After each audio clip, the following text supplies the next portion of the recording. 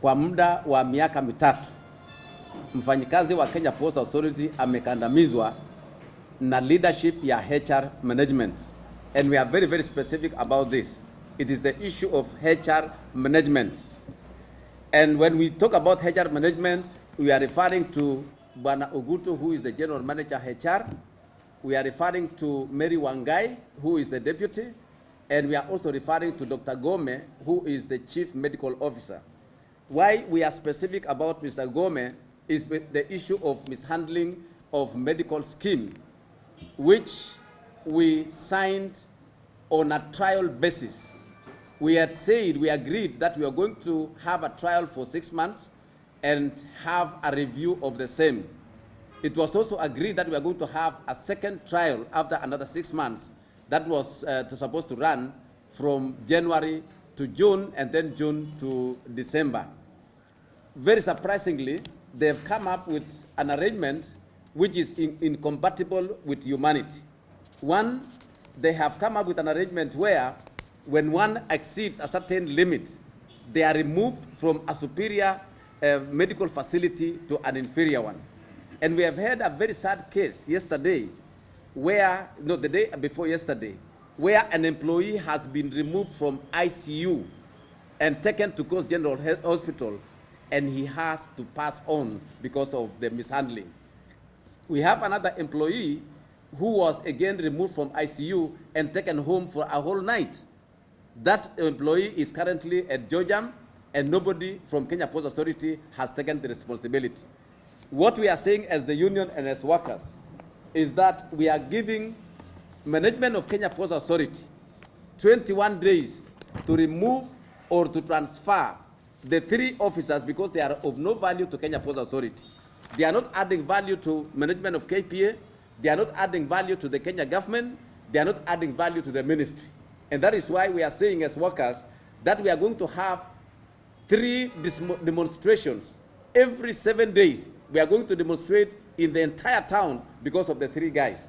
However, we are also going to have an arrangement of meeting the CS transport within 5 days. We are also going to meet the president within 5 days so that we explain the situation in Kenya Post Authority. In the year 2008, Kenya Post Authority had a plan of becoming the top 10 ports in the world, but we are unable to attain the same because of the kind of management which the HR has subjected to the workers. Right now, the workers of Kenya Post Authority's morale is down. For the first time. It is at its lowest. That is something which we have reported to the president, we have reported to the CS Transport, and we are hoping that action will be taken immediately. In the last 1 year, or say 2 years, they had taken advantage of the CS Treasury, who has been protecting them for no good reason. But now that we have a different regime, we are asking the current government that these guys, they be relieved or be transferred to a lesser working environment. Because if we continue this with this trend, then we are going to have a port which is not functional.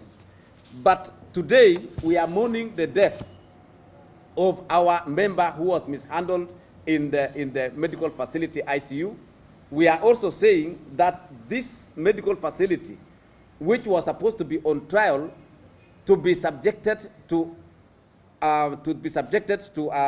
a review committee, which had been decided before. Because if we can't do this, then it means that our workers will continue dying in the current situation. Our workers have all along have an arrangement where even if the bill has exceeded the allocation even before, the KPA used to foot the bill and transfer the same to the payslip of the worker.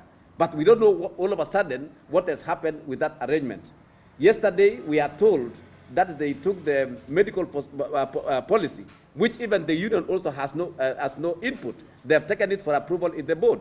And again, that is going to take us to square one, because no policy that touches on the worker is supposed to be approved without subjecting it to the discussion between Kenya Post Authority and Dockworkers Union. Since we have a recognition agreement which demands that every issue that is touching on the worker must be discussed, agreed, and also registered in the industrial court.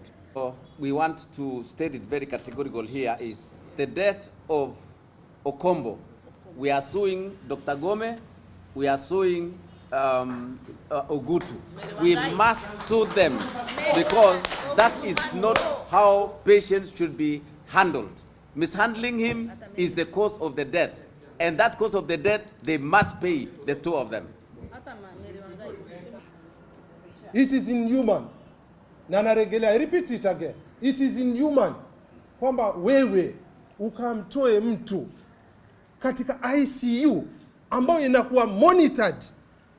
Yana I feel hata siju. It is very bad. Ukamtoe mtu, wewe una ubinadamu gani?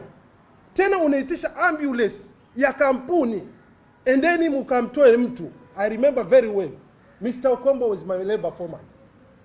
Bila Mr. Okombo ilikuwa kazi ya KPA container operation haizifanyika.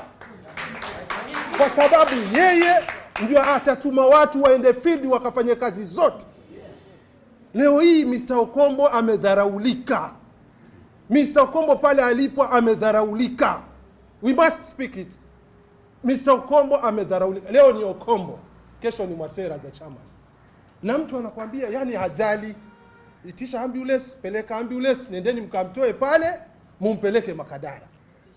So from that superior medical facility, unamtransfer to inferior medical facility. Una lengo gani? Una lengo gani? Una lengo gani? Tumesema hii kitu lazima isimame. Na hatutaki vitisho. Sisi tunataka industrial harmony. That's why we have agreed and signed the document, but not registered for the trial. Kwa hiyo tusipelekane huku wala huku. Tuheshimiane. Vile tulivyokubaliana tuende hivyo. Saa hii tunasema watu wetu wanaumia. Watu wetu wanaumia na tunataka tuiweke wazi. Trial haikuwa kwa binadamu. Trial ilikuwa kwa pesa. Asanteni sana. Mungu awabariki. Sisi hatujahusishwa mambo ya benchmarking. They go alone, they do everything. Hata sasa hivi vile walifanya hii mambo ya medical hatujui. Tumeona wenzetu wanatolewa ICU akipelekwa. When we come in, they still threatening us. Amezi enda kwa maandishi wa habari, amezi enda kwa radio, amezi enda hivi, sujia IRM haikubaliwi. Wanatutishia several times. Mpaka wenzetu wanaogopa kufika because we are so many, we are not this size. Kwa sababu ya kuintimidate. So tumechoka na mambo ya HR. MD ni mgeni, hajui industry yetu. That's why anatawala watu vibaya. And then Mary Wangai, she's mgeni also, amekuja jana na hajui kile anafanya na hataki kutoa chochote wafanye kazi. Sio promotion, sio anything. They don't want to do anything about nini. Tunataka mtu ambaye anajua industry yetu hata kama tunaletewa new MD. We want somebody from our KPA ambaye anajua.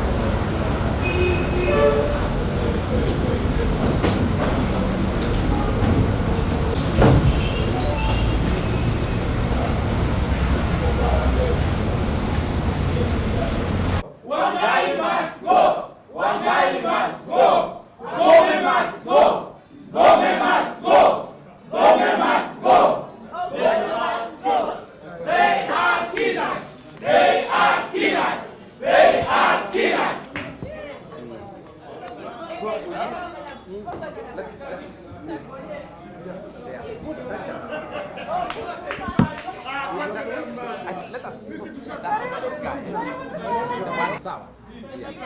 Wapi hiyo nini?